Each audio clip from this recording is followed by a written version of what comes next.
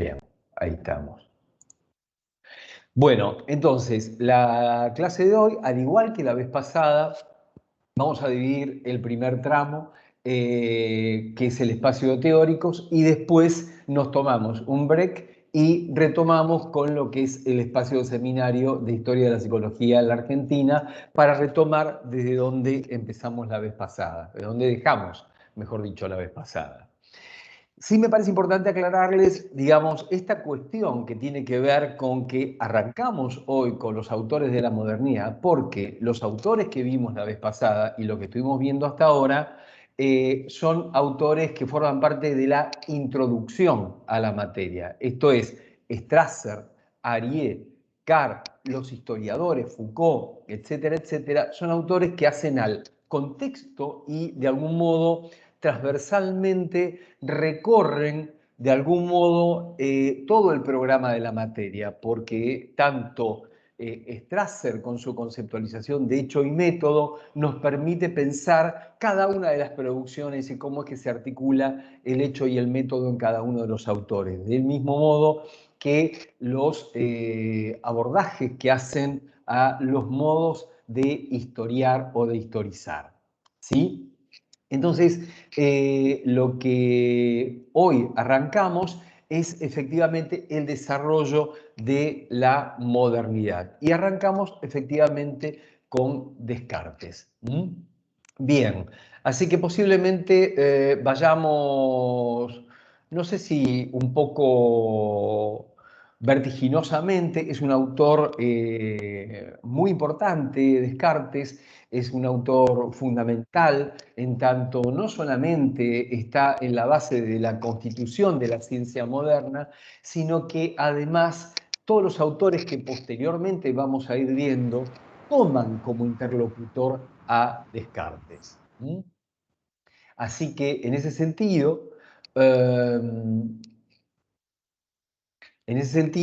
todos los autores van a tomar, ya sea para referirse a él identificatoriamente o para discutir con él, van a tomar como fondo de discusión a Descartes. Ustedes ya empezaron a ver a Descartes en prácticos, ¿no? Bien, bien. Entonces, seguramente muchas de las cuestiones que veamos hoy las van a tener como referencia. Bueno, a ver, voy a tratar de compartirles la pantalla acá.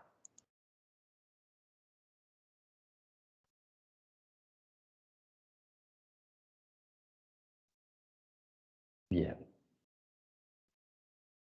Se ve una maravillosa pantalla celeste, o sea que eso no les debe decir absolutamente nada, ¿sí?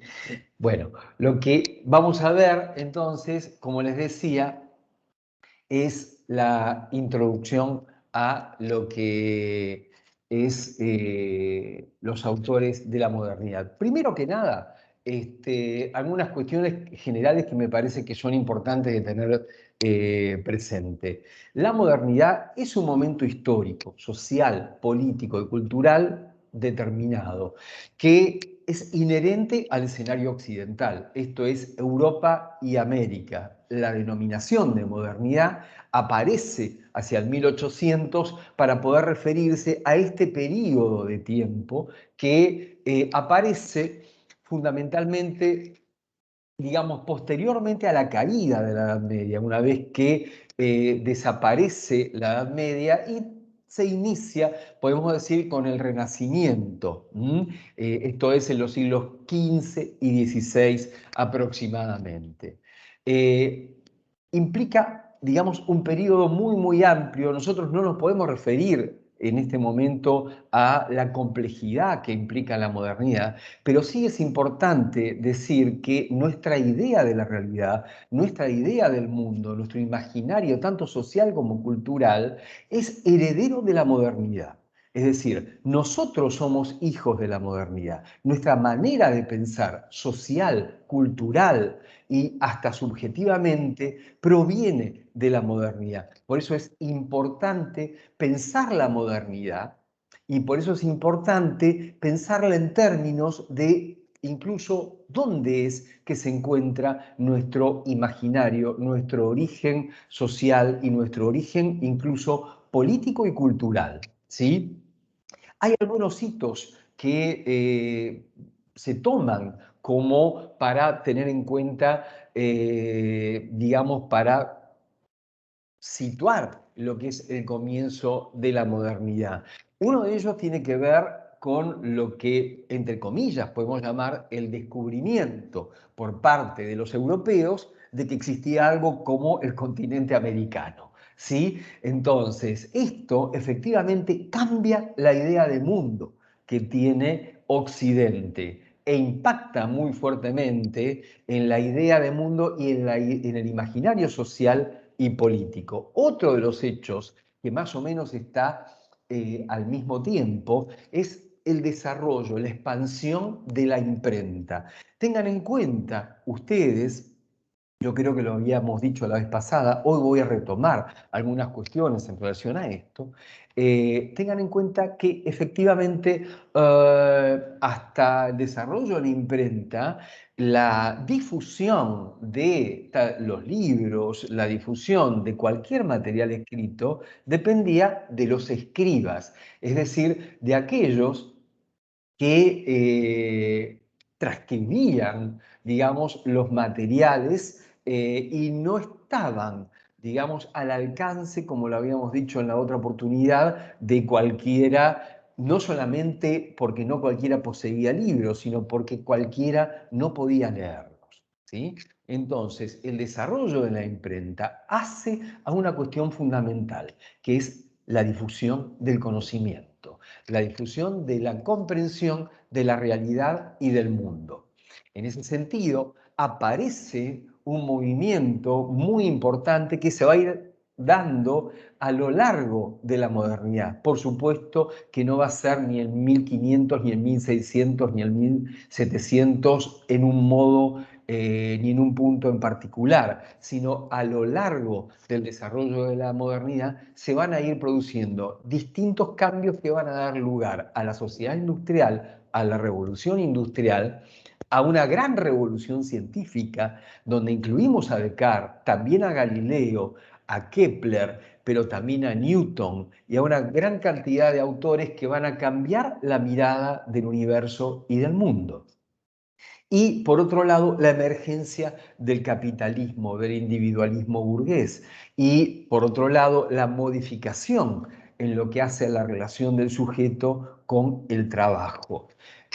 Esto de la mano de lo que son las caídas de las monarquías, y esto sea a fines del 1700, principios del 1800, el surgimiento de los estados-nación. Esto, desde el punto de vista histórico, fue ayer a la noche, ¿sí? En ese sentido, digamos que lo que aparece, y esto me parece interesante, un autor que se llama Alexandre Coiré, que se ocupa de la historia de las ciencias, que tiene un libro que se llama Del mundo cerrado al universo infinito. Porque efectivamente, piensen ustedes en la Europa medieval. Cada individuo encerrado en su feudo, cada individuo encerrado en ese pequeño mundo que hace a los seres que lo rodean y a los seres que percibe cotidianamente. Esto, con la expansión del mundo, con el descubrimiento de América, incluso algunos sociólogos, filósofos lo han comparado como con una gran globalización en algún punto, aparece una idea del universo que cambia la percepción de mundo que tenía el hombre medieval. Entonces pasamos incluso a leer el cosmos de otra manera, a leer el mundo que deja de ser una cosa plana sostenida por cuatro tortugas, a un mundo que se puede explorar, recorrer, conocer e investigar. Y en ese punto aparece efectivamente otra idea del universo y de la humanidad. Todos estos cambios son los que están presentes en lo que es la modernidad que hoy comenzamos a trabajar. Bien, lo que nosotros vamos a trabajar hoy principalmente tiene que ver con un punto que está presente en el programa de la materia y que se llama Las pasiones y el intelectualismo, situadas en el siglo XVII. Esto es en el 1600, que es el momento en el cual ubicamos la obra de Descartes, ¿sí? Este punto del programa de la materia tiene algunos ítems que me parece interesante remarcar para que ustedes los tengan presentes y que son los que hoy vamos a trabajar. Por un lado, la aparición de la conciencia. Por otro lado, la conceptualización por parte de Descartes de la doble sustancia, la aparición del análisis, la concepción de las ideas y de las representaciones en lo que es el pensamiento filosófico cartesiano, y también en ese contexto las pasiones, su origen, su pertenencia, qué definición tiene de pasión y qué alcance. Por otro lado, las pasiones y el alma, las pasiones y la mecánica fisiológica del cuerpo. Dos cuestiones que debemos contrabalancear y que están presentes en el desarrollo de Descartes. Y por otro lado, algo que Lucía llama maniobras legitimantes. Esto es lo que para Descartes pesa desde el punto de vista de lo que él va a llamar la sustancia, lo innato y lo divino. Vamos a tratar de hacer lo posible. Chicos, esto está grabándose, yo lo voy a subir como subí las dos clases anteriores, tanto del teórico como del seminario, con lo cual esto tengan presente que va a estar en el campus, como está en las clases anteriores, con lo cual anoten quizás lo que no está escrito ahí, pero no se preocupen por la pantalla porque van a contar con ella. Bueno, entonces, vamos a hacer un esfuerzo para poder abarcar esto que situamos aquí y lo que tenemos que decir es que esto implica mínimamente el atravesar dos textos de Descartes. Uno es el discurso del método y el otro es el tratado de las pasiones del alma. Vamos a empezar justamente porque las pasiones son leídas en el marco del sujeto nociológico y del intelectualismo. Vamos a tratar de situar en primer lugar a ese sujeto nociológico y a ese intelectualismo en Descartes, ¿sí? Entonces vamos a empezar efectivamente por presentar a ese hombre de pelo largo que ven ahí, que es Renato Descartes o René Descartes, de acuerdo a cómo lo quieran pronunciar, ¿sí? Descartes efectivamente nació en una provincia francesa que se llamaba Turena, en una pequeña localidad de La Haya, que hoy tiene el nombre del filósofo. Nació en 1596 y falleció en 1650. Fuera de su país, luego de 20 años de deambular en los países nórdicos, en los Países Bajos, y falleció en Suecia, en Estocolmo, donde le habían dado asilo, efectivamente, a raíz de la relación que él tenía fundamentalmente con la princesa Isabel de Bohemia, cuestión a la que vamos a volver, no para no meternos en la vida sentimental de Descartes, pero sí para pensar un poco en los sentimientos de Descartes, ¿sí? Bien, ahora vamos al punto que nos interesa, que tiene que ver con el discurso del método. El discurso del método es un texto fundamental de toda la filosofía. Principalmente debemos decir que el discurso del método aparece en 1637 y se configura, digamos, como un tratado fundamental sobre el método científico.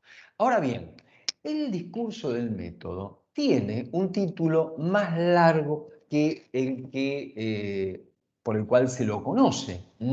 Ese nombre más extenso, esta es una cuestión muy importante, siempre tenemos que prestarle atención al nombre de las obras de cada autor, sobre todo de los autores clásicos. y en nuestro abordaje siempre se va a tratar de autores clásicos. Ahora, el discurso del método además es fundamental porque presenta la maqueta sobre la cual se va a asentar más de 200 años después el nacimiento de la psicología experimental, que va a utilizar efectivamente la introspección, que es el método que va a presentar de algún modo el propio Descartes para acceder al conocimiento en este texto que es el discurso del método. Les decía que efectivamente este texto tiene un nombre, un título más extenso, ¿sí? Es Discurso del método para conducir bien la propia razón y buscar la verdad en las ciencias. Si uno presta atención al título del texto, uno encuentra ya en ese título la idea, la pretensión, el propósito que Descartes tenía en escribir este discurso del método. ¿Por qué? Ahí podemos decir que efectivamente, digamos, no hay nada trivial en estas expresiones. Quiere decir que hay un camino, pero que no es cualquier camino, sino el buen camino. ¿Para qué? Para conducir bien, no mal ni de cualquier manera, sino bien la propia razón y hacer qué? Encontrar la verdad en las ciencias. Este es otro punto destacable. La vez pasada había surgido esta cuestión de la verdad, del establecimiento de la verdad. Uno de los compañeros señalaba, ¿no?, al respecto que en la ciencia en la actualidad, mencionaba Popper, de lo que se trata es de la validación del conocimiento. Popper es un autor del siglo XX y efectivamente es alguien que trata de ordenar siglos de producción del conocimiento científico. Y efectivamente de lo que se trata con Descartes es la manera en la que él puede, de algún modo, lograr un establecimiento de la verdad. En la época de Descartes, el establecimiento de la verdad no estaba planteado en los términos del método científico tal y como lo entendemos hoy, sino que había otros principios, ¿sí? Ese principio tenía que ver con el principio de autoridad, como lo habíamos señalado la otra vez, ya que la escolástica, que es de por sí, digamos, el método de la filosofía y de la ciencia medieval, establece a partir de determinados principios y de la autorización por parte de aquellos que eran reconocidos maestros en la enseñanza y en la búsqueda de las ciencias, bueno, ellos eran los que autorizaban al conocimiento, autorizaban al saber. Y esto estaba muy ligado a lo que tiene que ver con el acceso divino al saber y a la verdad, ¿sí? Esto me parece que es importante señalar. ¿Por qué? Porque en realidad lo que Descartes empieza a situar acá es una separación de lo que es la verdad religiosa del saber científico. Y esta separación va a permitir, de algún modo, a la ciencia encontrar un camino, como diría Strasser, un método para el acceso a la verdad, que va a estar separado de lo que tiene que ver con el camino de la fe, ¿sí? Obviamente, en ese momento, digamos que para Descartes esto no era gratis, ¿sí? Y no en vano, él a este texto lo llamó discurso y no tratado. Si ustedes leen el texto del discurso del método, el propio Descartes dice allí, bueno, como quien sabe, todos saben que de algún modo el buen sentido o razón es la cosa mejor repartida del mundo, pues cada quien tiene de ella, digamos, una proporción correspondiente. Ahora, lo que dice Descartes, ¿por qué es que unos llegan, a pesar de tener el buen sentido razón, a una conclusión y otros, utilizando también el buen sentido o razón, llegan a otra conclusión sobre las mismas cosas. Y lo que dice Descartes es que cada uno ha llevado por caminos diferentes sus pensamientos y su razón. Y en ese sentido, esta búsqueda de Descartes lo lleva a escribir este discurso del método y que él llama discurso en gran parte porque él discurre sobre su propia experiencia en la búsqueda de la verdad. Él mismo dice, yo no pretendo aquí enseñarle a cada quien el camino que cada cual ha de seguir para encontrar la verdad, sino que expongo la manera en la que yo he hecho para llevar gradualmente mi conocimiento a grados de mayor profundidad y de mayor perfección. En este punto es por eso que lo ha llamado discurso y no tratado. A esto hay que agregar una cuestión más, y es que Descartes escribe el discurso del método en francés. Ustedes dirán, bueno, el tipo era francés, ¿en qué quiere que escriba? ¿En alemán? Bueno, pero en esa época los libros de ciencias, los libros científicos, se escribían en latín. El lenguaje del conocimiento, el lenguaje de la ciencia era el latín. Y de hecho, todos aquellos que se involucraban en el estudio filosófico, científico, debían aprender latín. Y esto también era un límite para la diseminación del conocimiento, porque solamente aquellos que accedían a esos libros y que accedían a entender y a leer y a escribir en latín, podían acceder al conocimiento. Aquí Descartes es coherente consigo mismo, en la medida en que él dice que el buen sentido o razón es la cosa mejor repartida en el mundo. Bueno, efectivamente todos pueden acceder a ese conocimiento. Y él escribe en el lenguaje vulgar el discurso del método, cosa que hace que se difunda muy rápida y ampliamente su propuesta del método.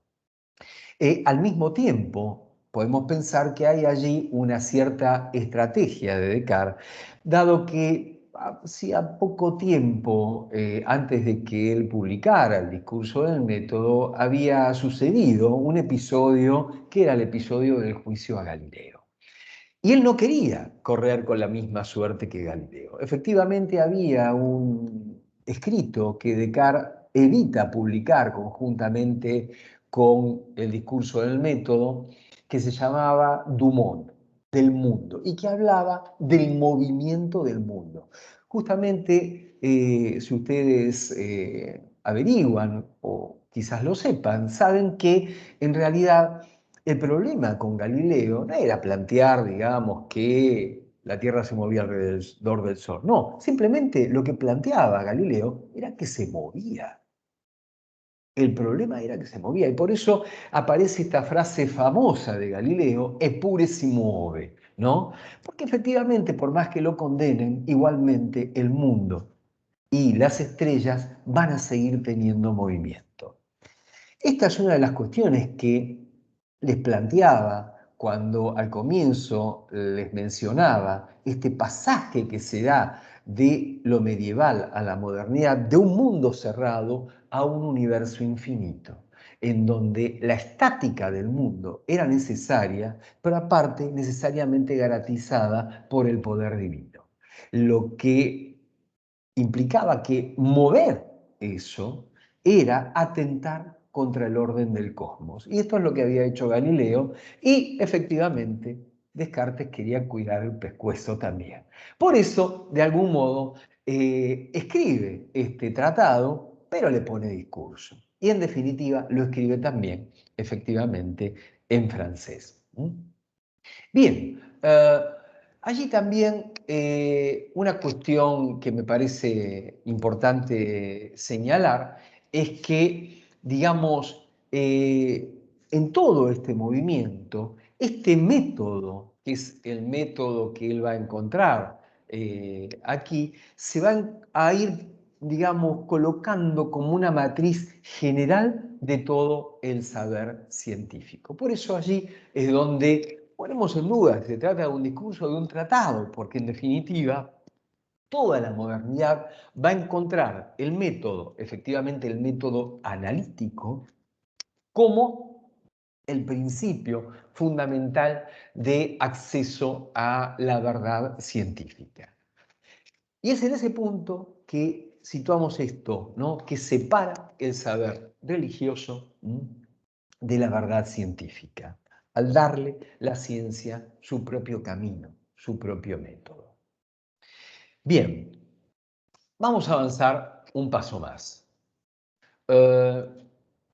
¿Qué es lo que aparece en Descartes? Bueno, aparecen dos cuestiones centrales en el discurso del método. Por un lado, el sujeto como sujeto de la razón, como sujeto que es dueño de su propio pensamiento, donde él es el propio actor y productor de sus ideas, y al mismo tiempo aparece la propuesta de este método que permite al sujeto guiar su razón para acceder a la verdad en la ciencia. La cuestión de el sujeto aparece para Descartes situada a partir del movimiento del cogito. ¿Ustedes estuvieron viendo algo acerca del cogito cartesiano en los prácticos? ¿Sí? Bueno, entonces vamos a avanzar con una cierta velocidad, no deteniéndonos demasiado en el tema como para, bueno, no ir, recién veo tu mano levantada, Nadia, ahí te doy lugar a la palabra. Digo, más que nada para no atrasarnos porque es como es mucho el material que tenemos para trabajar hoy. Nadia, ¿qué querías preguntar? Hola, profe. No, que en realidad se iba a preguntar hoy a la profe de práctica, pero como vos lo abordaste, prefiero preguntártelo. Yo las veces, digamos, que cursé con vos, que hablábamos de esto, de un Dios ligado más bien a la religión. Y me quedé con la profe que la otra vez explicó que no es, digamos, un Dios ligado a la divinidad, a la voz cantante que había en el momento donde los eclesiásticos, la misma ley, digamos, que era el rey, eran como quienes bajaban una voz hegemónica de lo que se debía pensar y creer. Ella dijo que estaba más relacionado a un dios matemático, si no entendí mal. Es ambas cosas. Vamos a detenernos un poco en este punto como para ver si podemos darle una vuelta más.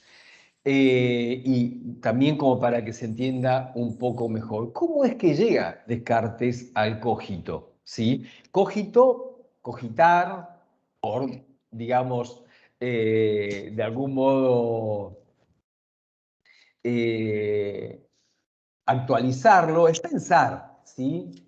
¿No? El cogito es el pensamiento, cogito ergo sum es pienso, luego existo, ¿sí? Ahora bien, ¿cómo es que llega Descartes a este punto?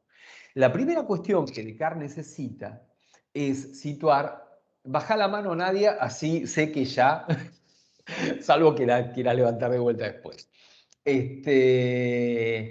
La primera cuestión que Descartes necesita para poder encontrar, digamos, un acceso a la verdad, es encontrar algún punto indubitable.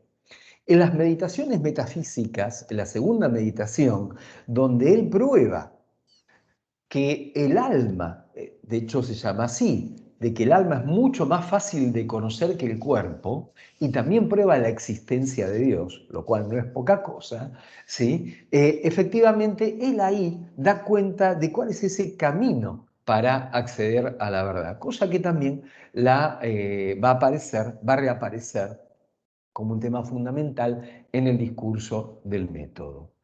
Lo que él encuentra es que tiene que poner absolutamente todo en duda. ¿Por qué? Si ustedes leen las primeras páginas del discurso del método, va a decir que él fue educado en las letras, en las matemáticas y en la filosofía en uno de los colegios más prestigiosos de Europa, que era el Colegio de la Flèche, que era un colegio jesuita, y él pensaba, tenía la expectativa de que todas las preguntas que él tenía cuando empezó ese colegio iban a hallar una respuesta. Sin embargo, cuando termina ese colegio, él dice que tenía más preguntas de las que tenía cuando había llegado a ese colegio. Es decir, que no encontró una respuesta para las preguntas. Y una de las cuestiones que él encuentra también es que, bueno, se va a recorrer distintos países de Europa y a los distintos países a los que él llega y con los distintos sabios y filósofos con los que habla, encuentra que tiene para las mismas preguntas distintas respuestas. Esto tiene que ver con que efectivamente el modelo de la escolástica, al estar basado en el principio de autoridad, según la autoridad, establecía un modo diferente de responder ante las mismas preguntas. Lo que hoy diríamos, cada maestro con su librito. ¿Sí? Bueno, de algún modo a Descartes esto no le contentaba y él decía, si 1 más 1 es 2 acá, en Francia, y también en Alemania, y en la China, y en cualquier otro lugar que vaya, ¿por qué? Digamos, las preguntas filosóficas tienen siempre distintas respuestas según el maestro. Tiene que haber un método, y ahí sí, dice, inspirado en las matemáticas, que nos permita un acceso al conocimiento indubitable. Por lo cual, dice Descartes, yo voy a poner absolutamente en duda todo lo que sabía hasta este momento, hasta que no encuentre algo cierto. Hay una cuestión muy interesante en el planteo de Descartes, a ver si tengo por acá, tal como él lo plantea, dice en la segunda meditación, ¿no? Me esforzaré en adentrarme por el camino de ayer, bla, bla, bla, y voy a apartar todo aquello que ofrece algo de duda, por pequeña que sea, de igual modo que si fuera falso, y continuaré así hasta que conozca algo cierto, o al menos, si no otra cosa, sepa de un modo seguro que no hay nada cierto. Acá hay algo de trampa. No sé si ustedes se dan cuenta. Porque el tipo, ¿qué es lo que dice? Él dice voy a tomar todo lo que me resulte dudoso como si fuera falso. Y voy a seguir así hasta que encuentre algo cierto. Y si no encuentro nada cierto, al menos sabré que no hay nada cierto. Lo cual ya encontré entonces algo cierto, que no hay nada cierto. O sea, el camino de la duda... la duda ahí, ¿no? Justamente. Claro, la duda es de algún modo el camino hacia la certeza. Él encuentra, ahí hay como una pequeña tramoya, ¿no? En donde la duda lo va a llevar a una certeza sí o sí. Es decir, va a encontrar algo cierto o si no va a encontrar que no hay nada cierto. Eso va a ser cierto, ¿sí? Bueno, esto es lo que él plantea. Una cuestión más. La primera cuestión que él va a plantear es que para poder conocer algo que va más allá de sí mismo, lo primero que tiene que responder es respecto de sí mismo. Es decir, ¿qué cosa soy yo? ¿Qué soy? Dice Descartes. Entonces dice Descartes, voy a pensar en todas aquellas cosas que pensaba antes, ¿sí? Ahora, ¿qué soy? ¿Soy aquel que se percibe en el espejo? Bueno, pero la percepción, dice Descartes, resulta ser engañosa. ¿Por qué? Porque si yo pongo mi mano adelante del sol, tapo al sol y no me afecta con la luz. Pero yo sé que mi mano no puede ser más grande que el sol. Esa idea no puede provenir de los sentidos, debe provenir de otro lugar. Del mismo modo que si yo coloco una varilla recta y atravieso el agua, veo que se quiebra cuando atraviesa el agua, pero yo sé que la varilla sigue siendo una varilla recta. Entonces, ¿por qué mi percepción me muestra otra cosa? Porque mi percepción no puede ser fuente de la verdad. La verdad debe provenir del ejercicio de la razón. Ahora bien, dice Descartes, entonces yo no puedo dar cuenta de qué cosa soy a partir de la percepción. Entonces, digamos que soy ese cuerpo que se ve en el espejo, que tiene cabeza, que tiene brazo, que tiene un tronco, que tiene piernas. Sin embargo, hace muchos años atrás, yo tenía más pelo, no usaba anteojos, tenía otro físico un poco más aceptable y en algún punto me veía de otra manera. Sin embargo, sigo siendo yo mismo. ¿De dónde viene entonces esta idea de sí mismo que permanece más allá de estos accidentes de la percepción? ¿No? Entonces, no puedo decir que soy ese cuerpo. ¿Por qué? Porque el cuerpo, en definitiva, también puede ser un cadáver. Y el cadáver no me habla, no piensa, no me dice nada. Y yo soy algo distinto de un cadáver. Entonces, el cuerpo no me sirve para responder, porque además es la sede de los sentidos, ¿sí? Respecto de qué cosa soy yo. Veamos qué era lo que decían los filósofos. Aristóteles, ¿qué decía? Soy un hombre. Bueno, fantástico, soy un hombre. ¿Y qué es un hombre? Ah, un hombre, decía Aristóteles, es un animal racional. Ah, fantástico. ¿Qué es animal y qué es racional? Bueno, podemos seguir así infinitamente. ¿Qué cosa soy? Soy un hombre, un animal racional, que es un animal y que es racional. Es decir, la vía silogística se extiende hasta el infinito. Entonces, ¿qué es lo que encuentra Descartes en esta búsqueda de una certeza? Lo que encuentra es que duda. Y en tanto duda, piensa. Y él dice, de lo que no puedo dudar es de que estoy pensando. Y en tanto pienso, algo soy. ¿Qué cosa soy? Soy una cosa que piensa. Y allí es donde Descartes sitúa dos sustancias radicalmente diferentes. La sustancia pensante, lo que él va a situar como res cogitans, sustancia pensante, y lo extenso, lo que se extiende más allá del pensamiento, pero lo extenso es además aquello que ocupa un lugar en el espacio. Lo extenso, lo que tiene extensión, es medible, es mensurable, es calculable. El alma, el pensamiento no lo es. Un poco como les decía en chiste la vez pasada, ¿sí? En mi habitación pueden caber una cantidad limitada de cosas. En mi mente pueden caber infinitas ideas. En ese punto, lo que hace a lo extenso es justamente esta extensión, esta capacidad limitada y mensurable. En cambio, la mente es ilimitada. No necesita, incluso dice Descartes, ningún lugar para existir. Allí es donde encuentra lo que vamos a llamar la esencia del alma humana, este punto fijo e indubitable. Soy en tanto pienso. ¿Sí? Ahora bien, vamos a avanzar un poco más.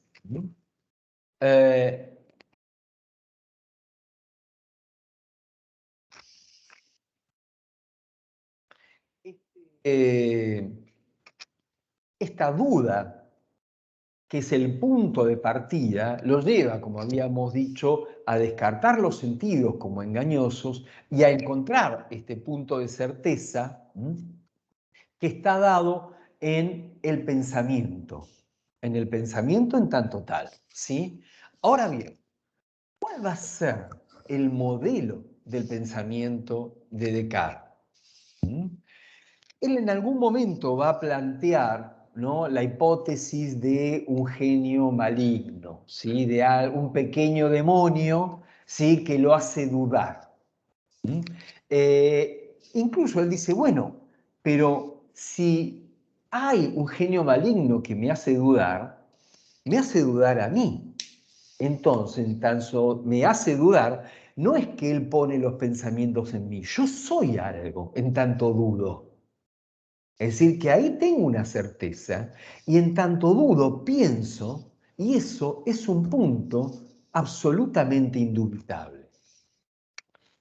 Ahora bien, una de las cuestiones que él va a plantear, y esto es el punto de partida del método, y esto está un poco en el origen de lo que preguntaba Nadia, que tiene que ver con cuál es el lugar de Dios en todo este punto, él va a encontrar que todo el conocimiento, tal como se daba hasta ese momento, tenía imperfecciones. Y él buscaba, de algún modo, y esto lo encontramos en la segunda parte del discurso del método, donde él desarrolla las reglas del método, él dice, bueno, uno ve que las ciudades han sido reconstruidas y las casas han sido rearmadas, remodeladas, pero sin embargo, las casas más perfectas y las ciudades más perfectas son las que han sido diseñadas de una manera única de entrada, ¿sí? Que han sido de algún modo planificadas de entrada por un solo creador. Él allí tiene como referencia a este único creador que es Dios. Justamente una de las cuestiones que él va a plantear es que hay algunas ideas que necesariamente son innatas. Y una de esas ideas es la idea de perfección. La idea de perfección. ¿De dónde viene la idea de perfección? La idea de lo perfecto. Si yo, sujeto humano, soy un ser imperfecto. Evidentemente, la idea de perfección, que por otro lado no está dada por la percepción, porque yo lo que percibo, evidentemente, siempre tiene algún carácter imperfecto, la idea de perfección tuvo que haber sido provista, puesta por un ser perfecto. Y esto prueba de algún modo que hay un ser perfecto. Esto es Dios. La prueba de la existencia de Dios efectivamente viene por la vía de la prueba de la idea perfecta. Al mismo tiempo que encontramos como idea perfecta, ¿qué cosa? La idea de número. Las matemáticas. Las matemáticas son perfectas. Porque siempre 1 más 1 me va a dar 2. 2 más 2 me va a dar 4. Y si le resto 2 al 4, me sigue quedando 2. Eso es perfecto. Descartes estaba fascinado con las matemáticas. Era físico, era matemático, por supuesto. Pero en realidad él encuentra allí un modelo para construir de manera perfecta la realidad, una representación de la realidad. Y es por eso que va a decir que todas las ideas perfectas son puestas por un ser perfecto, esto es Dios. Se trata de que la idea de Dios es innata porque lo antecede, no puede provenir de la percepción. Y también la idea de la matemática y también la idea del lenguaje, que garantiza el entendimiento y la comprensión. Entonces, las ideas perfectas son las ideas innatas y son el modelo al que apunta Descartes cuando busca un conocimiento verdadero. Ahora bien, ¿cómo es que, ahora Matías, te hago lugar, bancame un segundo, ¿cómo es que entonces Descartes va a encontrar ese conocimiento, esa verdad? ¿Cómo es que él va a llegar a ese conocimiento, esa verdad? Él va a llegar a ese conocimiento, a esa verdad, en primer lugar, si ustedes recorren un poco la segunda parte del discurso del método, él dice que va a poner en suspenso todo el saber constituido tal como él lo había adquirido hasta ese momento. Y a partir de allí no va a guiarse por los silogismos, por todos los, digamos, preceptos filosóficos que había antes, sino que se va a imponer 4 reglas, solamente 4 reglas. A ver si tenemos aquí.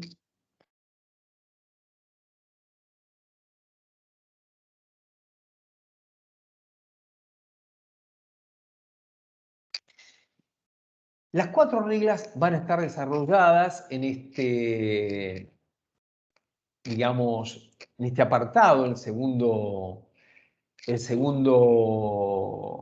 segunda parte del discurso del método, y él va a plantear efectivamente en estas 4 reglas como primera medida.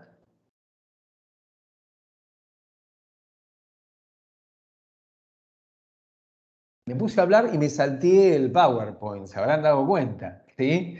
O sea, ahora lo busco porque lo necesito, entonces busco la página que tiene las 4 reglas del método, que acá están.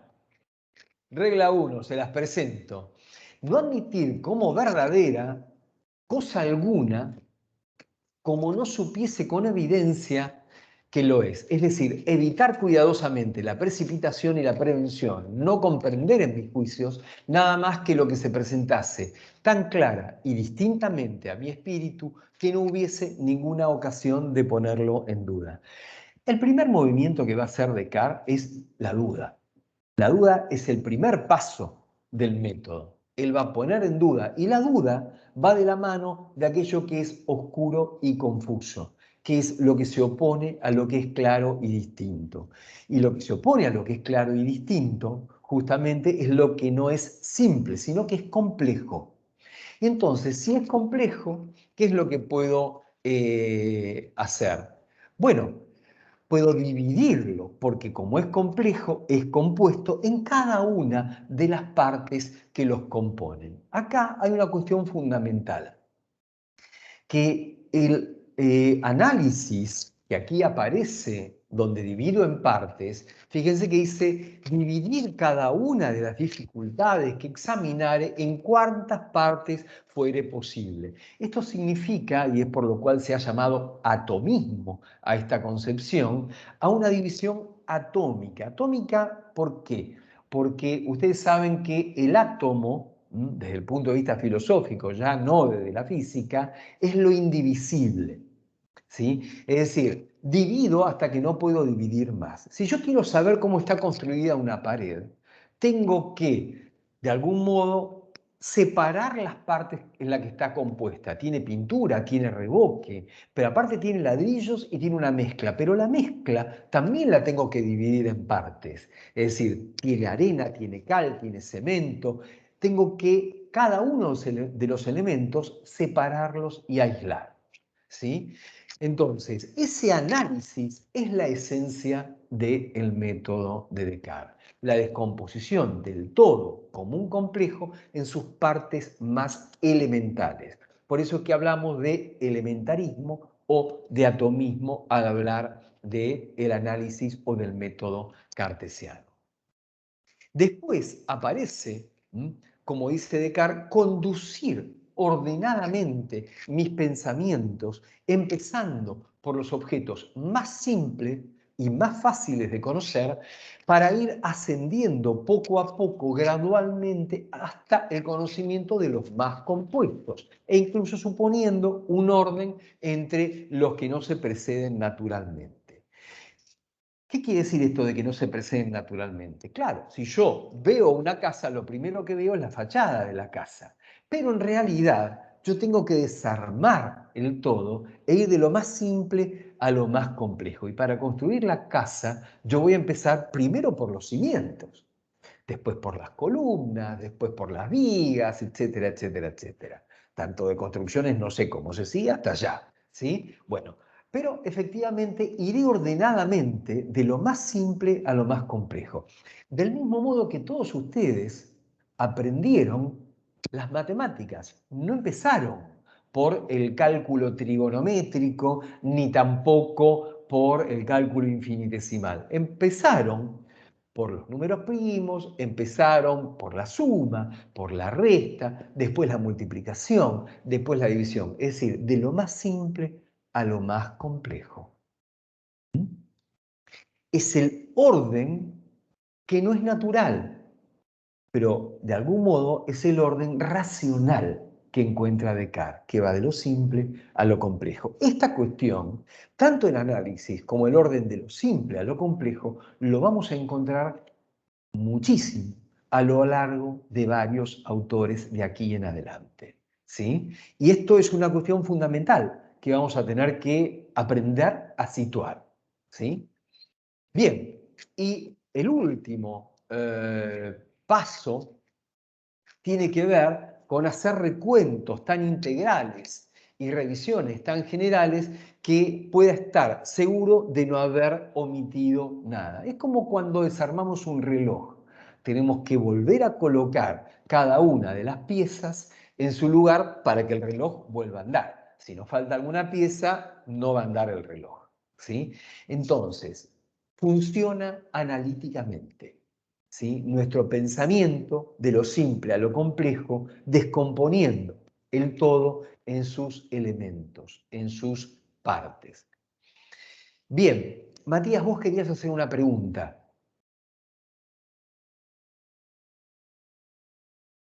Sí. Cuando habla, por ejemplo, del Dios como garante de la verdad, lo que nos estaría tratando de decir es que esa idea del dudar de que hay algo que no puede llegar a adquirir como un conocimiento más puro que el que tiene en ese momento, sería, por así decir, puesto por Dios. ¿O estaría Sí, pensándolo erróneamente? sí, pero pensémoslo de esta manera. A ver, pensemos que aquí, digamos, Dios aparece como una necesidad lógica del método de Descartes. Es producto de su lógica y de su método. No es producto de una visión por un acto de fe, sino que Dios responde al lugar de lo perfecto, al lugar de lo verdadero y al lugar de lo innato. Es el que le responde a Descartes. Bueno, ¿de dónde viene la idea de número? Es innata, está puesta por Dios. ¿De dónde vienen las ideas perfectas? De un ser perfecto. ¿De dónde viene que de manera perfecta encuentre la respuesta a esto que es complejo y oscuro? Proviene efectivamente de Dios. En ese punto podemos decir que Dios es el garante último, pero porque el modelo del cual parte es esta idea de perfección. Y lo perfecto, si se le pregunta a Descartes, ¿de dónde viene? Fue puesto por Dios. Entonces, la pregunta por el origen es absolutamente omitida por Descartes. Entonces, ¿Omitida por qué? Porque en realidad en ese lugar es donde está lo innato y es donde está Dios. Él parte de esto con lo cual él cuenta lo perfecto, lo innato y la razón. o sea, sería como esa asíntota a la que tiende mediante sus sucesivas aproximaciones que va aplicando el método. Esa sería como su garantía de verdad. Sí, digamos esto, a ver, también para que se entienda, ¿no? Lo que propone Descartes con el método, incluso él lo dice por allí en algún lugar,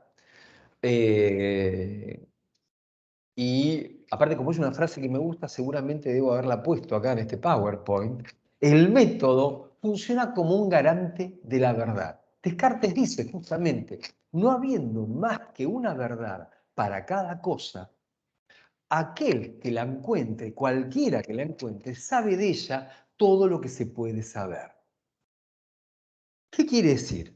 Supónganse que, digamos, yo quiero construir una edificación en un terreno que tiene una forma irregular. Ese terreno que tiene una forma irregular, que no es ni cuadrado ni rectangular, yo lo puedo dividir en distintos elementos. Esos distintos elementos pueden ser triángulos, lo puedo dividir en distintos triángulos, ¿sí? Entonces, la suma de todos esos triángulos me va a dar de manera perfecta la superficie de ese terreno, que me permite a mí calcular lo que yo puedo construir. Esto es la aplicación del método analítico, pero también la aplicación del método analítico está presente cuando ustedes van al médico. Ustedes van al médico y le dicen, doctor, me siento mal. ¿Qué le pasa?, le dice el doctor. Y cuando me levanto me mareo, siento un dolor acá. Le cuentan lo que les pasa al médico. El médico, que es una persona sumamente educada, los escucha. Hay algunos médicos son más educados que otros y escuchan más que otros. Y efectivamente, en definitiva, lo que termina haciendo el médico, ¿qué es? Mandarles a hacer un análisis. Es decir, el estado de salud de ustedes se convierte en esa suma de glóbulos blancos, glóbulos rojos, de los distintos elementos que aparecen en un análisis, ¿sí? Cuánto tienen de leucocitos, de plaquetas, de esto y de aquello, y entonces cada uno de esos elementos compone ¿qué cosa? La representación que el médico tiene del estado de salud de ustedes. Es decir que el científico, en este caso el médico, obtiene una representación fiel de la realidad, no de cómo ustedes son. Si son altos, bajos, flacos, rubios, pelirrojos o qué, sino lo que le interesa saber al médico, que es el estado de salud. Lo mismo que cualquier otro científico cuando aplica el método. Si se trata de un botánico, si se trata de un agricultor, si se trata de un físico, si se trata de un ingeniero, etcétera, etcétera, va a aplicar el método y va a obtener una representación fiel de ese real que pretendía capturar.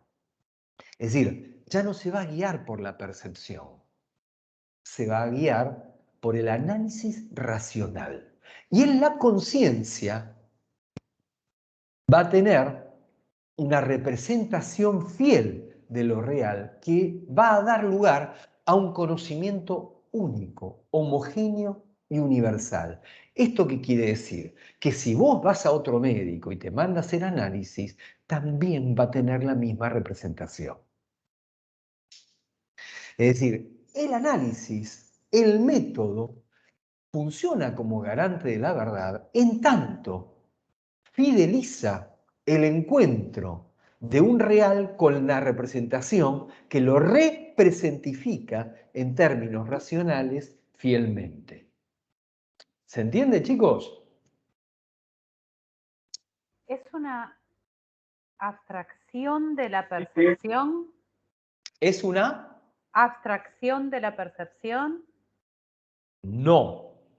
Es un producto racional a partir de la aplicación del método. Por supuesto que la percepción me aporta, pero yo a partir de lo que percibo tengo que hacer un análisis de cada una de las cosas que percibo. ¿Para qué? Para encontrar la verdad, para encontrar un conocimiento indubitable que esté dado a partir del método.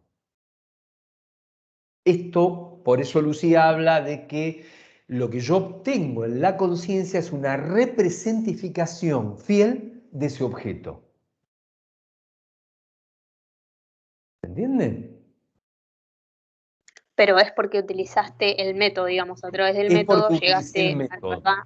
Exactamente. Si no utilizara el método, me contentaría con estas ideas que están aquí. A ver si puedo agarrar el puntero y se ve.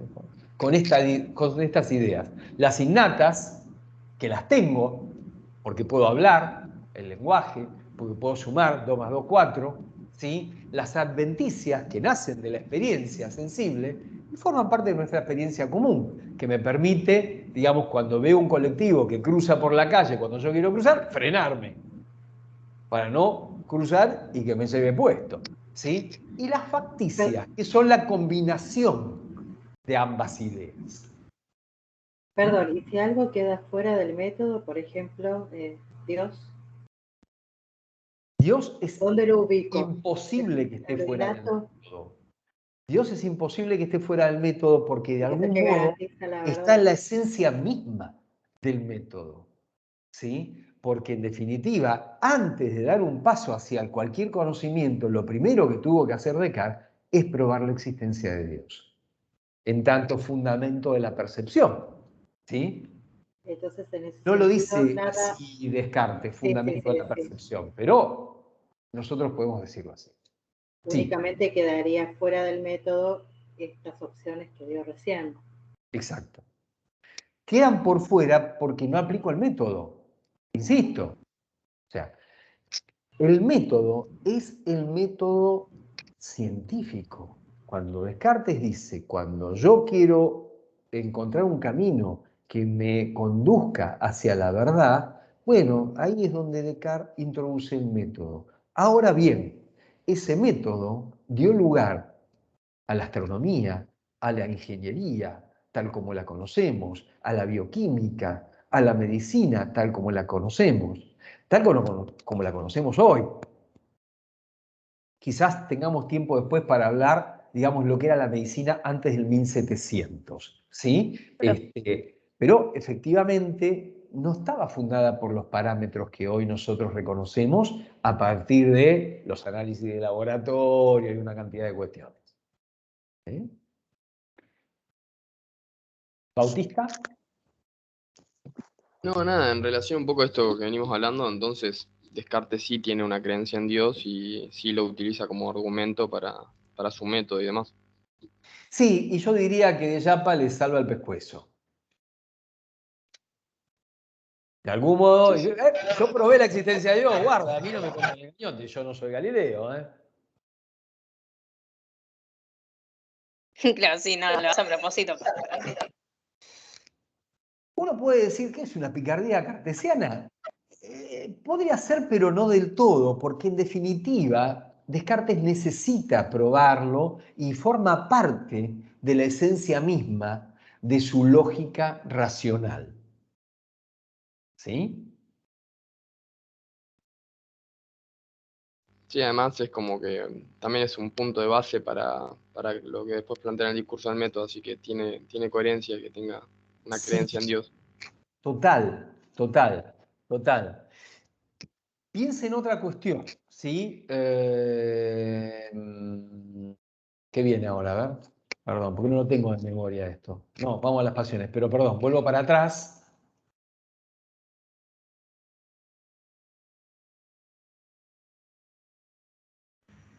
El profe, sin ir más lejos, del mismo Descartes era jesuita. Total, total. Una cuestión fundamental. Tengan presente que acá nos queda, perdón, nos queda establecido un dualismo de sustancias entre sujeto y objeto, donde del lado del sujeto, ¿qué es lo que tenemos? La razón, la inteligencia, el pensamiento, las ideas innatas, las representaciones que yo tengo de lo real a partir de que apliqué el método, ¿sí? Lo que llamamos la mente, la tradición anglosajona va a situar como la mente, es decir, el yo, que era lo que Descartes quería responder. ¿Qué cosa soy yo? Una cosa que piensa. Res cogitans, sustancia pensante. Y en lo extenso, que es oscuro y confuso, complejo, está el cuerpo, los sentidos, con lo cual el cuerpo queda relegado a la extensión, porque aparte es algo que ocupa un lugar en el espacio. ¿Sí? Los sentidos, las percepciones, los sueños, el mundo físico, las cosas materiales que son medibles, mensurables, que ocupan un lugar en el espacio, los animales, las plantas, pero que todo esto va a convertirse en objeto del conocimiento de este sujeto. Por eso se va a establecer en este dualismo de sustancia, una relación de conocimiento entre su sujeto y objeto, que de otra manera, digamos, no lo podemos pensar. ¿Por qué? Porque el sujeto es un sujeto de la razón. ¿Y qué va a hacer con el objeto? Y pensarlo. Necesariamente se trata de una relación racional entre el sujeto y el objeto. Objeto que está regido por las leyes de la mecánica, como todo cuerpo. Y ahora vamos a entrar un poco en eso. Voy a tratar de apurarme porque es, digamos, la esencia del tema de las pasiones. ¿Sí?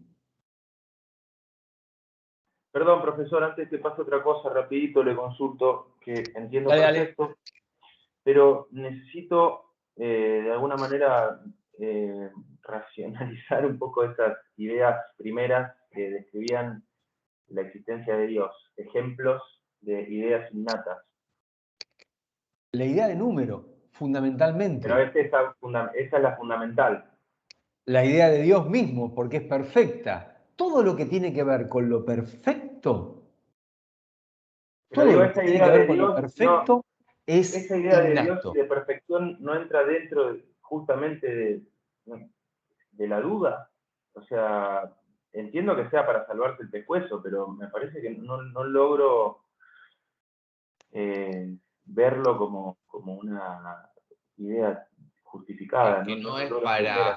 para salvarse el pescuezo, es parte de la creencia del mismo Descartes. Exacto.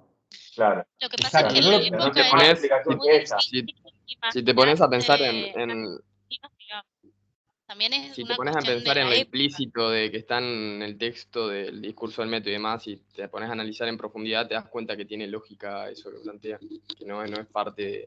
Ya sé que de parte de la época está mucho lo de la Inquisición y demás, pero ya si tiene tanto material de escritura y en parte coincide con lo que está planteando, cuenta más como un argumento que como para algo para salvarse el pescuezo, pienso yo. Claro. No, efectivamente es así, forma parte del ideario de Descartes, pero además hay un punto en donde él no encuentra otra respuesta a lo que se presenta como algo perfecto, como ser las matemáticas, el lenguaje o cualquier otra idea perfecta que aparezca. ¿Sí? Entonces, esto va al lugar del origen. No hay pregunta por el origen en Descartes, cosa que después sí vamos a ver que aparece en el empirismo. ¿Sí? Pero vamos a ver un autor bastante posterior, inmediatamente después de Descartes aparece otro autor que es John Locke, que es un autor fundamental del empirismo inglés, pero nosotros vamos a ver un autor que es posterior a Locke, que es David Hume. Esto lo vamos a ver la vez que viene, en teóricos, ¿sí? Que ustedes seguramente ya lo ven hoy directamente en el práctico. Pero efectivamente David Hume se va a posicionar de otra manera. ¿Por qué? Porque efectivamente él sí va a preguntarse por el origen, pero porque además va a tener la firme convicción que el origen de todo lo que está en la mente está en la percepción, a diferencia de Descartes. Profe, cuando se dice método, ¿es método a secas o es método científico? Porque yo me estaba Método. confundiendo. Él habla de método. Está bien. Yo estaba Él poniendo habla de método método. analítico y después me di cuenta que no era. En realidad, el método cartesiano se puede reducir al método analítico, ¿sí? Pero incluso podemos decir que Descartes, esto es una cuestión, una lectura que hacemos nosotros hoy, Descartes sitúa la cuestión del análisis porque ya él parte de una idea y es que el todo es complejo, confuso, oscuro y en tanto complejo lo puedo descomponer. O sea, ya supone él que está compuesto de partes. Entonces, bueno, descompongámoslo. ¿Sí? Ya hay una idea que tiene que ver con una mentalidad analítica que él pone en juego de entrada. ¿Sí? Bueno, pasemos un poco al tema de las pasiones, ¿sí? Si bien ustedes lo trabajaron, creo que esto lo trabajaron más en los prácticos, el tema de las pasiones. El Tratado de las Pasiones del Alma, ustedes saben que es bastante posterior al discurso del método. El Tratado de las Pasiones del Alma es del año 1649 y el discurso del método es de 1637. Tiene que tener presente también que Descartes fallece en 1650, con lo cual es un texto, es una obra sumamente tardía en el planteo de Descartes, el tema de las pasiones. El tema de las pasiones en Descartes implica tener presente que antes de este momento de la modernidad, que se inicia en parte con Descartes, la pasión era un tema religioso durante toda la Edad Media, o era un tema de la moral. Piensen en la pasión de Cristo, ¿sí? Piensen que el tema de la pasión tenía fundamentalmente que ver con la fe, con la creencia, con la devoción, ¿sí? Y todo lo que proviene de la pasión en el pensamiento religioso medieval y todo lo que atraviesa la cristiandad fundamentalmente estaba teñido de este matiz y no entraba en lo que es la explicación más científica como tal. Este es un punto importante a tener presente, porque en la antigüedad griega esto tenía otro lugar. De hecho, el propio Aristóteles tiene un tratado de las pasiones del alma, ¿sí? Y encuentra en este tratado de las pasiones del alma, por un lado, digamos, algo que corresponde a una vertiente de la filosofía griega, que era la moral, ¿sí? Una moral no entendida en términos de lo que es la tradición cristiana de la Edad Media, sino más del lado de la ética y la moral, pero también entran incluso en el campo de la psicopatología, porque de algún modo las pasiones cuando enferman efectivamente dan lugar a lo que es las patologías que hoy llamaríamos emocionales. Y esto ya lo veían los griegos muy tempranamente, ¿sí? Esto queda totalmente eclipsado durante toda la Edad Media y reaparece efectivamente a partir de la modernidad, principalmente con Descartes y después con todos aquellos autores que lo continúan. En Descartes tampoco aparece casualmente. Descartes no se había propuesto escribir un tratado de las pasiones.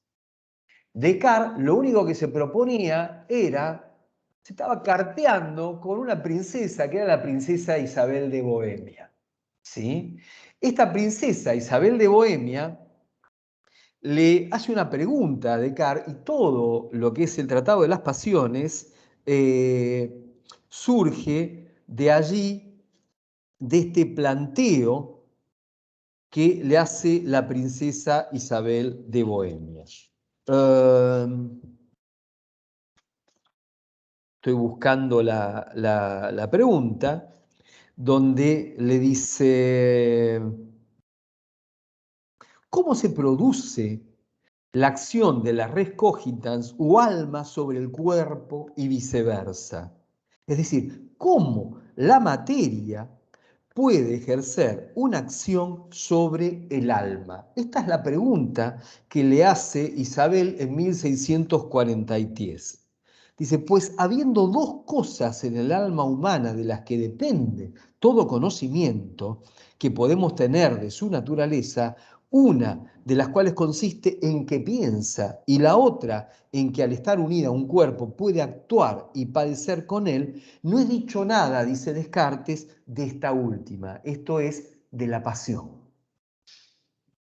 Entonces, él empieza a escribir este tratado a partir de una cantidad de cartas que le empieza a responder a la princesa Isabel de Bohemia. Y la pregunta que está en juego para Descartes en relación al tema de las pasiones es cómo situar este aspecto del sujeto, que es del sujeto, pero que no se funda en el cogito por el acto del pensar. Y esto es lo que de algún modo trata aquí de situar Descartes.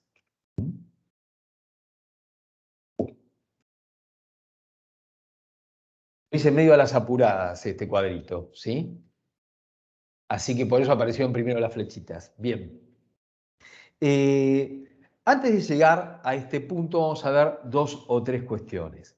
La primera cuestión es que el tratado de las pasiones del alma está dividido en 3 partes. Es importante que sepan efectivamente cómo está dividido el tratado de las pasiones. La primera parte se llama de las pasiones en general y ocasionalmente o accidentalmente, según sea la traducción, de toda la naturaleza del hombre. Va de los artículos 1 al 50. La segunda parte del número y orden de las pasiones y explicación de las 6 primitivas o primarias, ¿sí? Que es una cuestión fundamental para entender, digamos, cómo arma el esquema Descartes, que va de los artículos 51 al 148. Y la tercera parte es de las pasiones particulares, que va de la 149 a la 212 y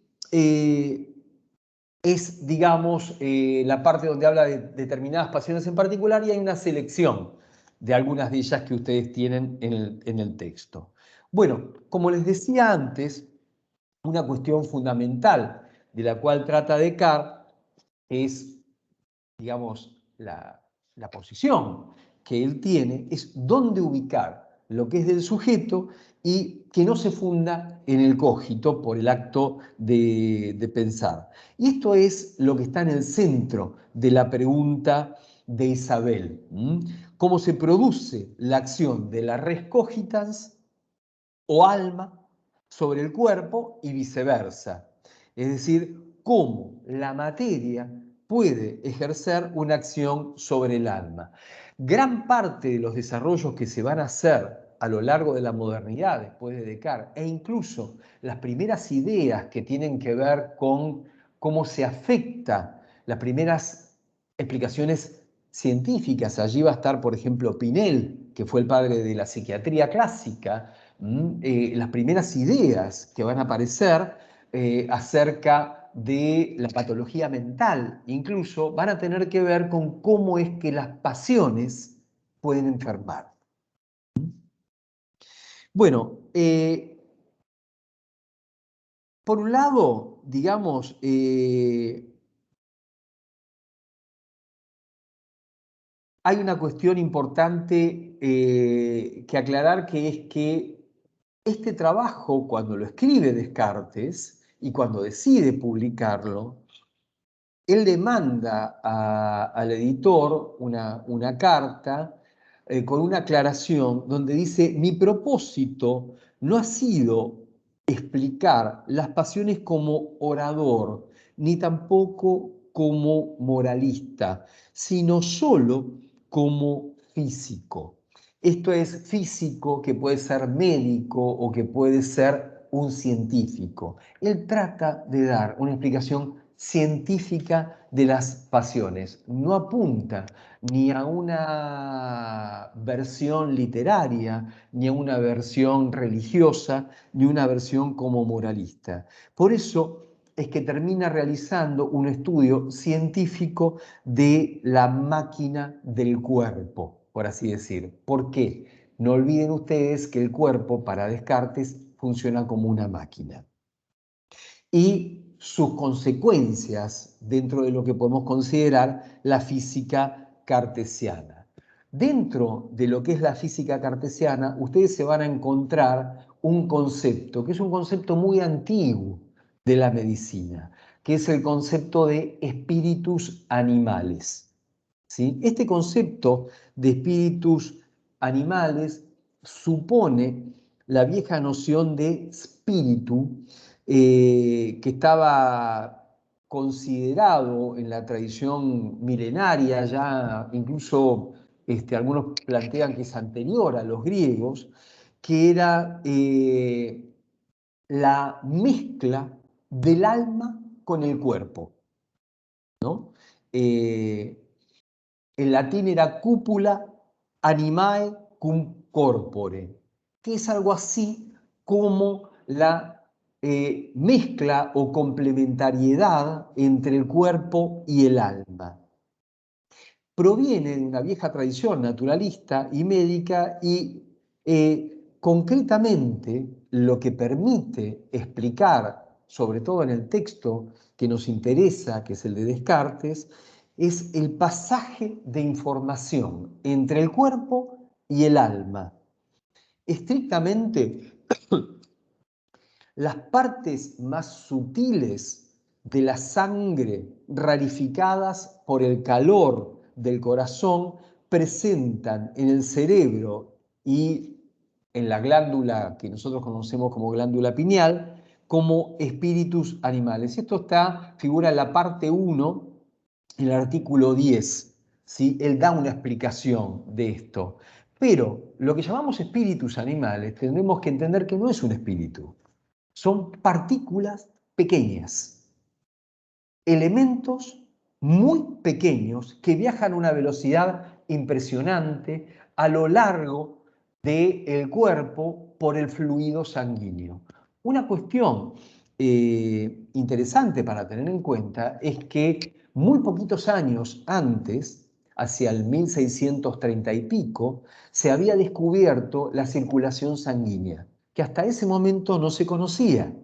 ¿Sí? Se pensaba que, digamos, las venas eran como unos tubitos en donde fluía un viento, ¿sí? Que soplaba y la sangre no se sabía muy bien, digamos, que fluía por el latido del corazón, etcétera, etcétera. Tengan en cuenta también que durante toda la Edad Media no se podía trabajar con cuerpos, estaba prohibido por la Inquisición y estaba prohibido que uno pudiera diseccionar un cuerpo, etcétera, etcétera. Eso se empezó a hacer a partir del Renacimiento, un poco escondidas. Da Vinci, por ejemplo, o el propio Descartes. Descartes hace toda una descripción del cuerpo humano para dar cuenta de esto. De hecho, se piensa que Descartes, diseccionando cuerpos, se pescó a algún bicho y ahí se enfermó y se murió. En realidad, porque un año después de la publicación de este texto, 1650, fallece Descartes. Otra cuestión importante que seguramente lo vieron en los prácticos, pero que me parece importante recordárselos aquí, es que hay algo que recorre todo el tratado de las pasiones, y es el eje acción-pasión. Acción-pasión, ¿sí? Pasión tenemos que tomarlo como un padecimiento, como lo que el cuerpo padece respecto de otra acción, ¿sí?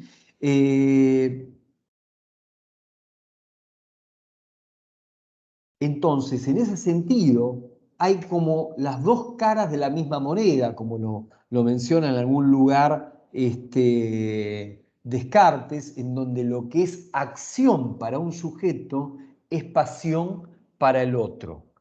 Una acción externa que recae sobre el cuerpo es sentida. Ahí hay pasión del cuerpo, ¿sí?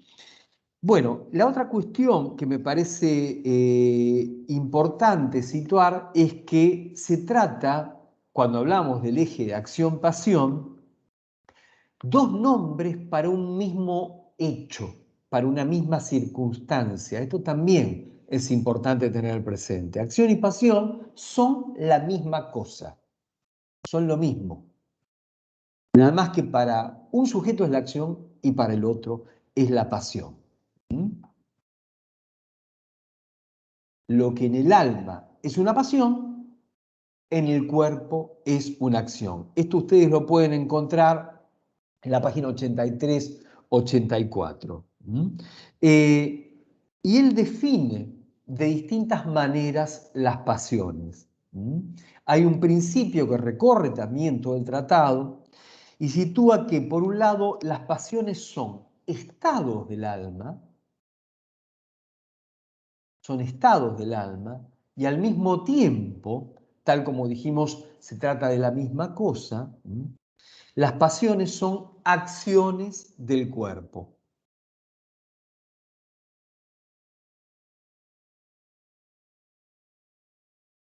Bueno, y la otra cuestión fundamental para entender la lógica que despliega aquí Descartes, yo no voy a entrar en detalles que por ahí ven prácticos, ni tampoco, digamos, detalles que por ahí Lucía desarrolla en el teórico, pero sí me parece importante señalar esta divisoria de agua que establece Descartes, que tiene que ver con distinguir las funciones del cuerpo de las funciones del alma. A Descartes se le hace necesario distinguir y describir cuáles son las funciones del cuerpo que están establecidas en el artículo 4, en el 6 y en el 16, que son el movimiento y el calor. Fundamentalmente, todo lo que tiene que ver con movimiento y calor depende justamente del cuerpo. Y justamente a partir de esto señala Descartes por qué se produce la muerte. La muerte no se produce porque el alma abandona el cuerpo. La muerte se produce porque deja de haber movimiento y calor. Y como cualquier máquina, cuando se descompone, deja de funcionar. ¿Sí? Y respecto del alma, las funciones del alma fundamentalmente son los pensamientos. Los pensamientos. Esto está principalmente en el artículo 17, 18, 19 y 21. Van a encontrar toda esta descripción. Son funciones del alma los pensamientos, va a decir Descartes, que son de dos clases, pasiones y acciones. Pasiones y acciones. Las pasiones son percepciones o conocimientos que tienen por causa el cuerpo o que tienen por causa el alma. Cuando tienen por causa el cuerpo, dependen de los nervios y del movimiento de los espíritus. Y cuando tienen por causa el alma, ahí se llaman percepciones de nuestra voluntad. Por el otro lado, aquí encontramos las acciones que tienen que ver con la voluntad y que son las acciones del alma que terminan en el cuerpo o que terminan en el alma. ¿Sí? Las acciones del alma que terminan en el cuerpo, ¿sí?, son las que indican, le dan alguna orden al cuerpo, que se mueva, que se levante, que camine, ¿sí?, que se acueste, etcétera, etcétera. Y las acciones del alma que terminan en el alma son las pasiones propiamente dichas.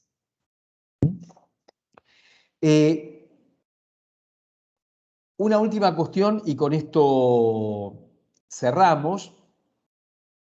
Hay otra descripción que él hace de las pasiones, que está entre los artículos 23, 24 y 25, que me parece importante, que tiene que ver con a qué se refieren las pasiones. Él divide tres tipos de pasiones, cuando se refieren a objetos externos, cuando se refieren a nuestro cuerpo o cuando se refieren a nuestra alma. Estas que se refieren a nuestra alma son lo que él llama las pasiones en sentido estricto. Esto es, pasiones del alma, la alegría, la cólera, etcétera, etcétera, etcétera. Son las pasiones propiamente dichas.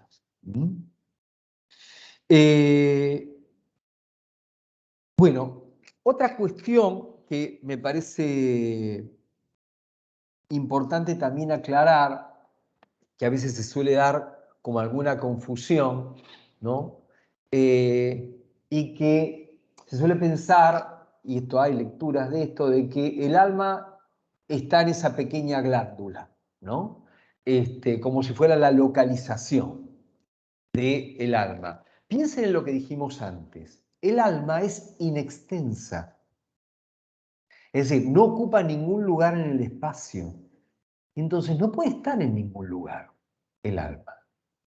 Entonces, la gran pregunta es, ¿qué pito toca esa pequeña glándula? Esa pequeña glándula es como si fuera el instrumento, ¿no? El celu, pongámoslo así, con el cual se comunica el cuerpo con el alma y el alma con el cuerpo. Es el vehículo. De hecho, Descartes sitúa a esa pequeña glándula en tanto no tiene pares, sino que es único. Tenemos dos ojos, dos hemisferios cerebrales, dos orejas, etcétera, etcétera. Podría haber puesto la boca, que también es un objeto único, porque no se va a conectar por la boca. Bueno, pero a Descartes se le dio por la glándula. ¿Sí? Bueno, fantástico. Dejémoslo, tema de Descartes. ¿Sí? Bueno, confiemos en que la glándula tiene el módem, o como ustedes lo quieran llamar, para poder conectarse, ¿sí? Alma y cuerpo en esa pequeña glándula. Es a través de ella que el alma recibe las acciones del cuerpo y de algún modo las acciones del alma que terminan en el cuerpo, ¿sí? Se vehiculizan a través de esa pequeña glándula. Profe, ¿no dice Descartes también que el alma está distribuida por todo el cuerpo? ¿Cómo, perdóname? ¿El alma? Que Descartes, en una parte del Tratado de las Pasiones, dice que el alma está distribuida por todo el cuerpo. Sí, en algún lugar dice eso, efectivamente. Pero daría la sensación de que dice eso fundamentalmente para decir que no está en un lugar, precisamente. Como que está unida al cuerpo todo. Disculpe, Y en este profesor. punto, Y perdón, unida. en este punto, el cuerpo está unido al alma. Y acá hay un punto, digamos, hasta religioso que a Descartes lo complica, porque uno podría decir, bueno, el alma está unida, o sea, es inextensa. Bueno, pero está unida a mi cuerpo, no a otro cuerpo. Está solamente unida a mi cuerpo, pero a mi cuerpo en su totalidad. ¿Se entiende? Sí. Y sumado a la pregunta de mi compañero Matías, Sí. también hay otra parte del tratado que dice que la glándula esa es la sede del alma. O sea, es como que es contradictorio lo que expuso Matías con esto que él dice que es la sede del alma. Efectivamente. Pero fíjate bien, recordame qué artículo es. ¿Puedo acotar algo de eso?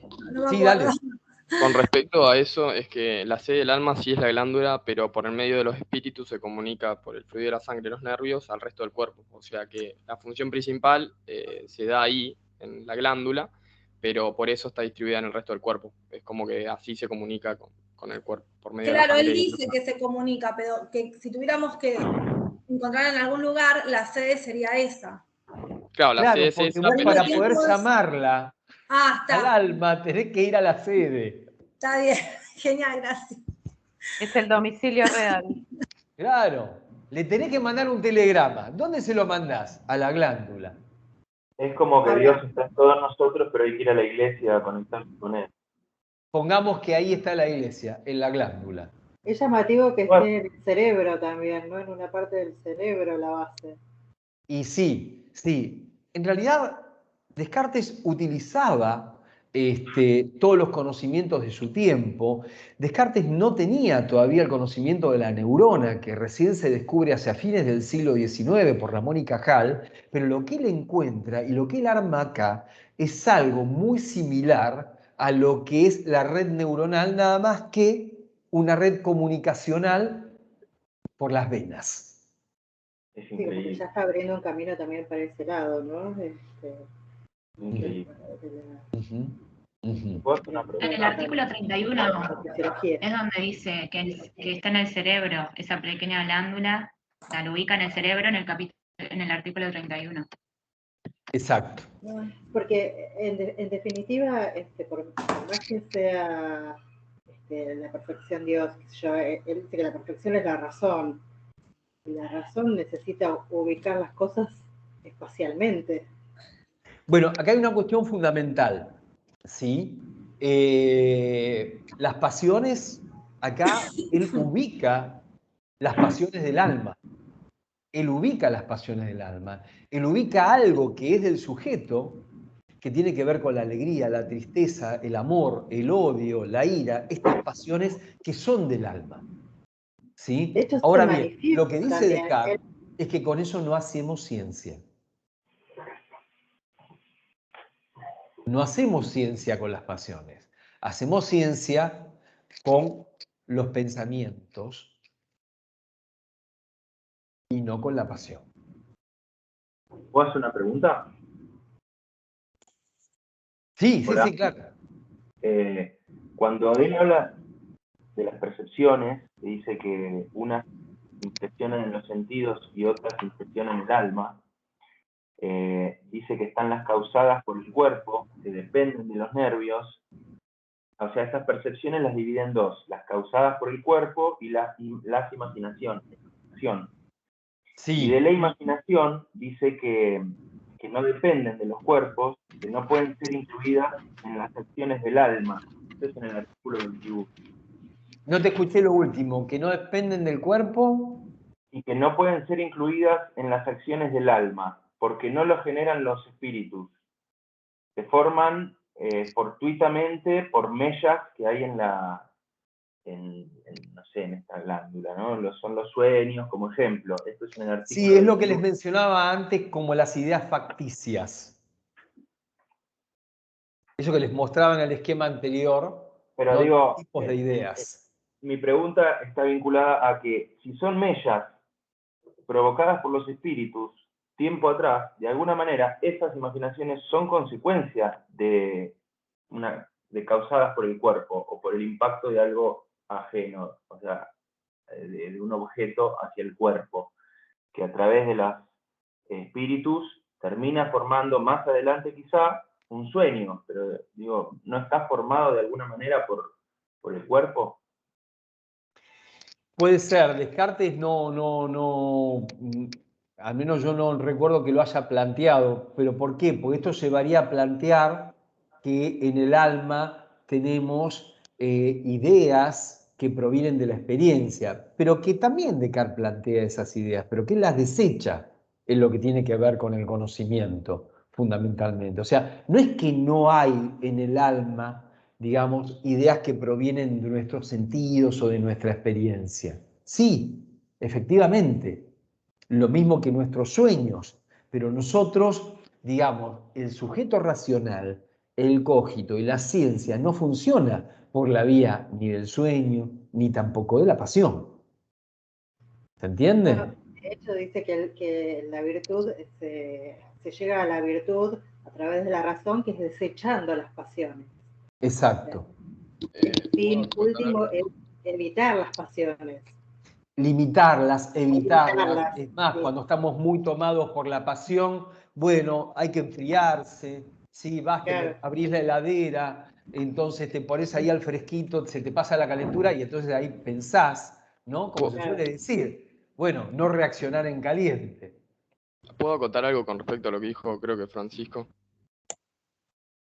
Dale, sí, Bautista, claro. Con respecto a las imaginaciones, él las plantea como parte del alma porque requieren una voluntad para imaginarnos a futuro. Con eso, bueno, que no sucedió en relación, bueno, a la experiencia, con el recordar también, porque necesita dirigir la atención. Él lo plantea como mover la glándula hacia un lado. Sí. Entonces es como que necesita una voluntad, un esfuerzo consciente, entonces por eso se plantea que está en relación al alma y no al cuerpo. Perfecto. Y por eso la percepción sí depende de los nervios, porque no requiere de una voluntad, sino que es algo completamente natural del cuerpo. Ligado a más que nada la física corporal. Exacto.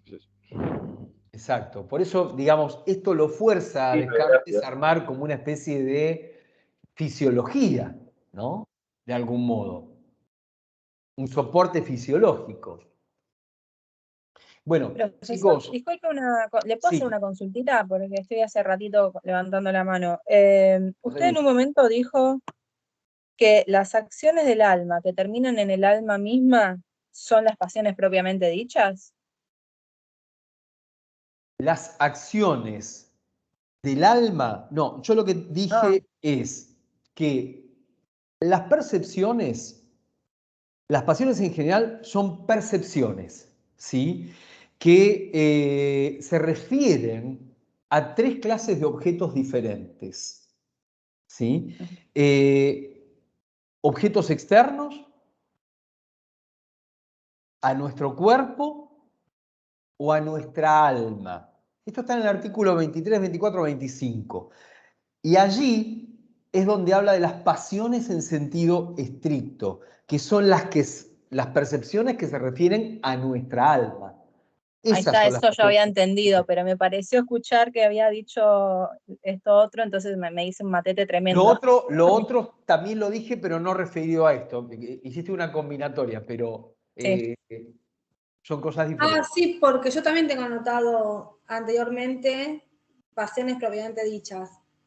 De la voluntad Pasiones que propiamente terminan en el alma. exactamente. De la voluntad que terminan en el alma. ¿Está bien? Son percepciones, Ajá. percepciones que se refieren a nuestra alma. ¿Mm? Gracias. Bueno, hacemos un intervalo de 10 minutos, chicos, y retomamos con el tema del seminario. Profe, Bárbaro. Sí. bueno, después cuando empecemos con el seminario, si no le hago una pregunta que me quedó de Dale, carta. sí, porque si no se nos hace muy largo y no nos va a quedar el tiempo para el espacio del seminario. Gracias. Vamos, no cortamos, silenciamos, nos escondemos, muteamos y nos vemos en 10 minutos. Fíjate si cortás la grabación y después haces otra o no sé si Exacto. Ah, perfecto. Ahí vamos.